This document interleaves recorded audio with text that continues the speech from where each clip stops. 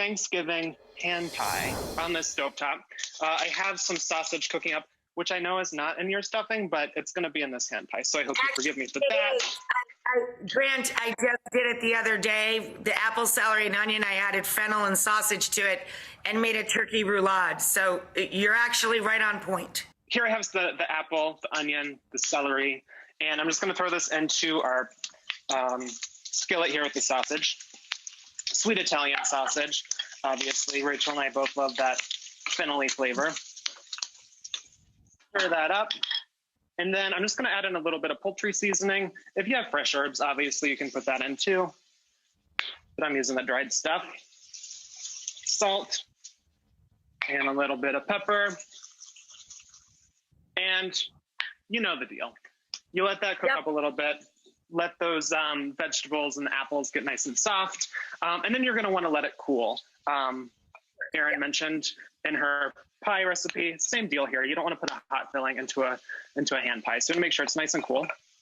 So here I have that mixture cool. Beautiful, right? Doesn't that look just very like it does? And then we're going to add in a tablespoon of flour, maybe a little bit more. That's just going to help everybody kind of stick together. Right. To give it sticky. Much like Erin did with her apple pie filling. Right. Same deal. So then what you want to do is take Erin's beautiful pie dough and roll it out and cut it into little circles. So I'm currently not in my own apartment. I'm in Montana with my boyfriend and his parents who've been here since March. It's great, but I am missing some of my things that I'm used to having in a kitchen. And normally I have a biscuit cutter. I don't have one here, but I did discover that if you take a can and cut out both sides, that's right. Perfect size little biscuit cutter. So I actually use that to cut out a few rounds of pie dough. And we're going to use these to build our little hand pies. So I'm going to grab two of those. We used to use a tuna can when I was a kid. Tuna cans too. They're even a little bit wider than that can. Oh, totally. Yeah, that would definitely work. So I threw a little flour here on the table. Push these up here a little bit so you can see them better. So we have our top and our bottom. We want to make sure our our top is a little bit larger than the bottom crust. So this one I'm just going to paint with a little egg wash, it's just egg, a little bit of heavy cream. And we're going to put a tablespoon of our mixture onto that smaller round of dough. Bloop. Get in there. Bloop. You know I love little raviolis. It is. It's a pie ravioli. I love it.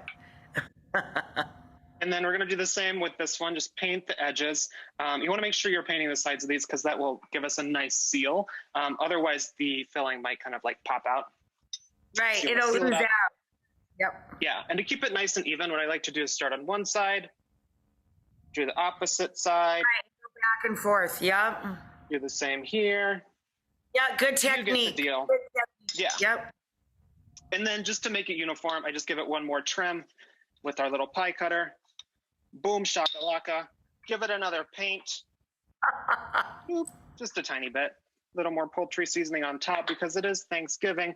Gobble, gobble. Put that right on top of there. You make a bunch of these. It's fun. You can also freeze these as is if you want to have these during the holiday season. I know Thanksgiving's tomorrow. Make those ahead and freeze them, right? Because during all the holidays, what a lovely, fun party snack.